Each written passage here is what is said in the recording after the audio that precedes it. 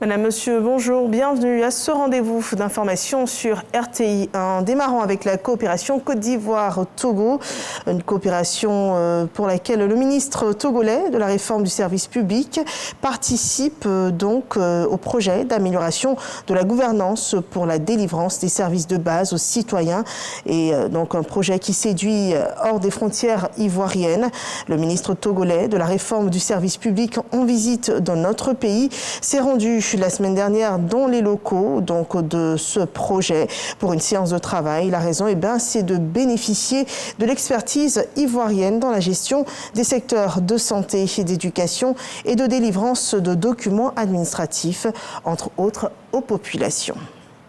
Sur la sécurité alimentaire, les chercheurs planchent sur la question durabilité des systèmes alimentaires et promotion des ressources alimentaires locales pour la résilience des ménages africains.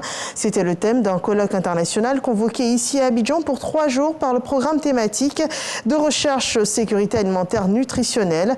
Il a mobilisé les experts et professionnels de la sécurité alimentaire auprès de la communauté scientifique de 12 pays pour proposer à l'Afrique des voies pour l'atteinte de la sécurité alimentaire. Donc l'ouverture s'est faite ce lundi 21 octobre, donc hier, à l'université Félix Houphouët-Boigny. Le docteur Eugène Akaouele, le président du Conseil économique, social, environnemental et culturel, a ouvert les travaux de ce colloque international. Intéressons-nous à la réforme du domaine sanitaire ici en Côte d'Ivoire. Le projet invite donc l'implication de toutes les forces vives de la nation. Un programme présenté par le ministre de la Santé, Pierre Demba, à tout le corps préfectoral de Côte d'Ivoire. Le corps préfectoral qui est donc invité à mettre à contribution l'ensemble des préfets pour une efficience dans le processus de modification du système sanitaire pour prodiguer des soins de qualité aux populations. On en parle dans ce développement de Ismaël Ifradeo. L'apport du corps préfectoral pour un accès à des soins de santé de qualité des populations. Point majeur de ces échanges entre le ministre de la Santé, de l'Hygiène publique et de la couverture maladie universelle et les préfets de région. Il leur est demandé de prendre une part active au processus de réforme en cours dans le secteur de la santé. Les préfets ont reçu cette mission et ils entendent, une fois de retour sur le terrain, convoquer les structures en question en vue donc de mener ces activités en relation avec toutes les représentations des populations de manière à répondre aux attentes de cette population. Une contribution à laquelle le ministre Pierre Demba donne des orientations déclinées en plusieurs axes. Ce projet comprend donc non seulement un volet infrastructurel avec la réhabilitation des établissements et la construction de nouveaux établissements de santé, mais également au niveau du personnel, il faut redéployer le personnel, donc les former en grand nombre pour que partout en Côte d'Ivoire nous ayons le personnel de santé capable donc d'administrer des soins.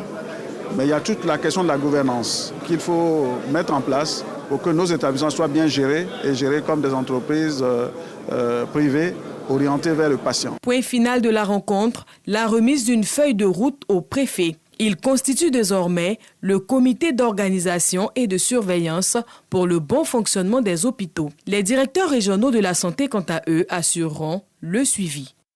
Et voilà, de nouvelles perspectives se dessinent donc pour tous les districts sanitaires du pays. Cette rencontre a été commentée par Sephora Zeguine. Passons à l'actualité hors de nos frontières en partant au Tchad où l'un des principaux partis de l'opposition, les transformateurs de Succès Masra, boycotteront les législatives du 29 décembre prochain. Et même s'ils s'alignent sur les décisions de 15 partis politiques de l'opposition qui dénoncent les conditions d'organisation donc de ces élections, le groupe de concertation des partis politiques se dit surpris de cette décision de l'ex-premier ministre Succès Masra. Les opposants politiques disent être dans l'incompréhension face à un Succès Masra, ancien premier ministre et qui aurait participé à l'élaboration et la validation du code électoral qu'ils dénoncent tous.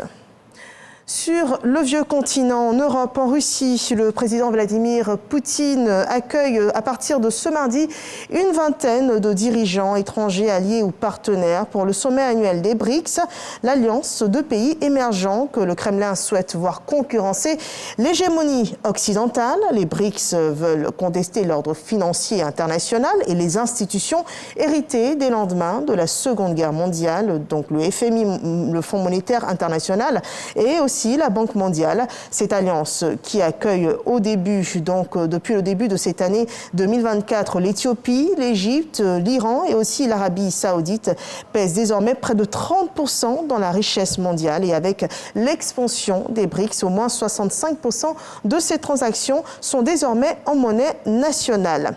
Le THAAD, le système de défense américain, est livré à Israël. Il est désormais en place en Israël, annoncé hier le secrétaire américain à la Défense Lloyd Austin. Le déploiement donc du THAAD a pour but d'aider à perfectionner la protection de l'État hébreu et aussi à renforcer son système de défense anti-aérien. Il est appelé aussi le dôme de fer. Son rôle, c'est de détruire des missiles. Il est doté de radars et d'intercepteurs et le seul donc capable d'abattre des missiles balistiques à l'intérieur ou non, à courte et moyenne portée, mais aussi à l'extérieur de l'atmosphère, que ce soit durant la phase de vol ou même de plongée sur la cible. C'est ici qu'on s'arrête pour ce flash. Merci de nous avoir suivis. Le retour de l'information sur RTI 1 à 13h.